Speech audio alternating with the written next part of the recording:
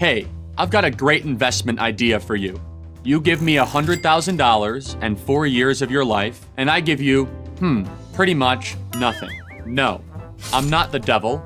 I'm Mr. College, and I'm here to help you finance this wonderful opportunity. I have a whole package of government loans and impressive sounding scholarships to make it all possible.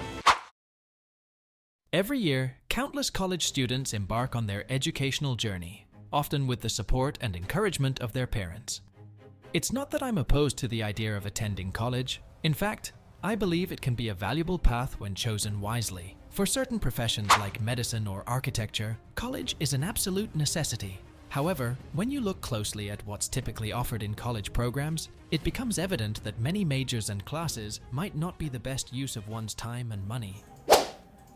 Well, oftentimes business education today, and I see it all the time, kids come out of college, the best colleges, Wharton and Harvard and Stanford and some of the great business schools, and they'll come out and they won't have practical experience. There's too many case studies that aren't practical. This raises an important question. Why do responsible adults, who genuinely want the best for their children and are usually careful with their finances, invest in something that might not be the wisest choice?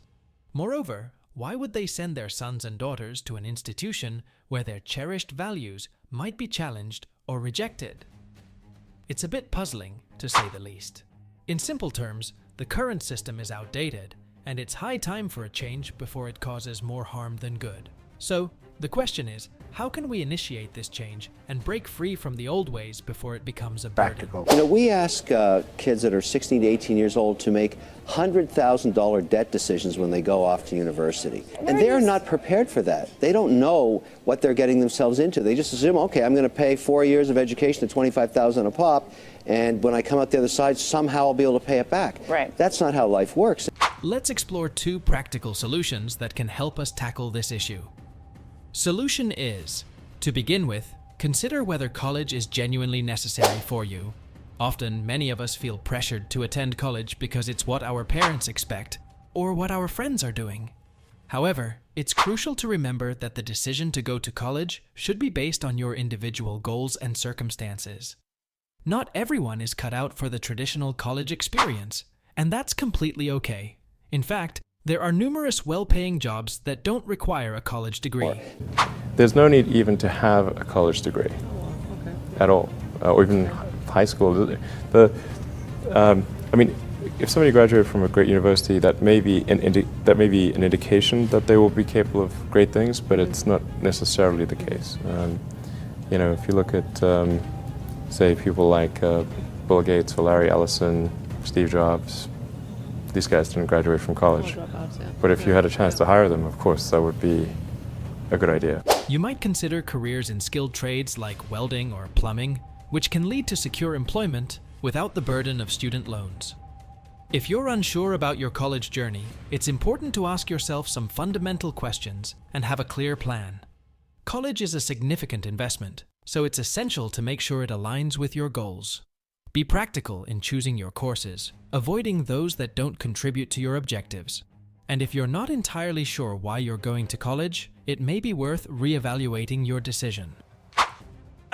It's actually kind of funny. If you think of what is education, you're basically downloading data and algorithms into your brain, and it's actually amazingly bad in conventional education because it shouldn't be this huge chore. Someone's standing up there kind of lecturing at people, and they've done the same lecture 20 years in a row, and they're not very excited about it. And in fact, I think a lot of things people learn, probably there's no point in learning them, because they never use them in the future. Because a lot of kids just in school kind of puzzled as to why they're there. Another approach is to delay your college experience by a year or even more. If more high school graduates considered this option, it could lead to positive changes in college programs and a reduction in certain issues like safe spaces.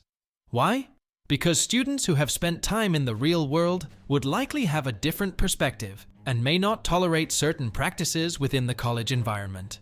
Taking a job, any job, for a year before starting college can provide you with valuable life experiences. There's no rush, and 1 year won't make a huge difference in the grand scheme of your life. It can help you appreciate the value of money and the challenges that come with earning it, and make you better prepared to face college life. Don't be passive in your education. be an active decision maker.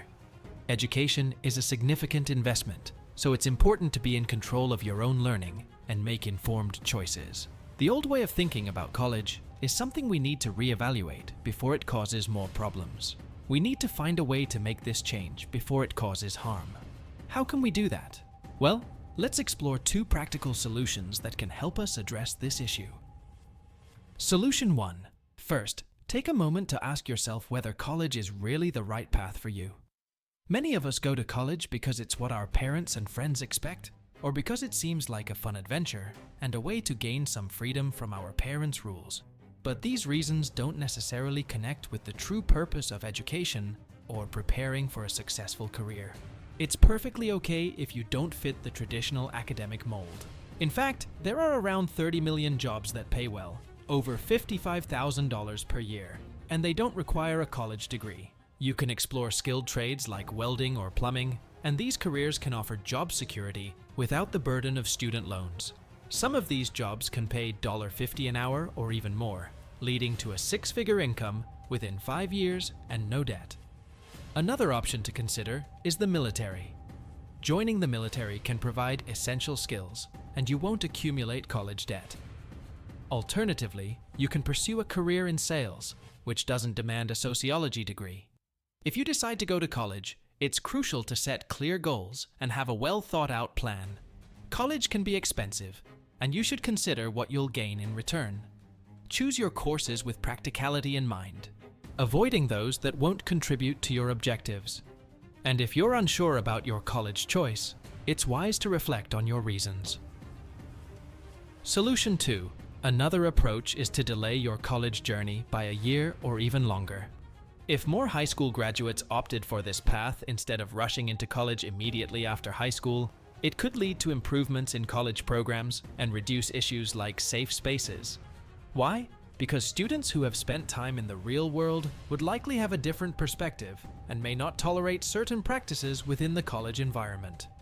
Taking any job for a year before starting college can provide you with valuable life experiences. There's no need to hurry. 1 year won't make a significant difference in your long-term success. It can help you appreciate the value of hard-earned money and understand the impact of government taxation. You'll also develop a greater appreciation for the privilege of attending college, making you more resilient to certain challenges you may encounter. Don't be a passive participant in your education, whether you're a student or a parent. Your education is a substantial investment, and you should actively make informed decisions about it. Don't just hand over your money to the college without taking control of your own learning. Your education should empower you, not just benefit the institution.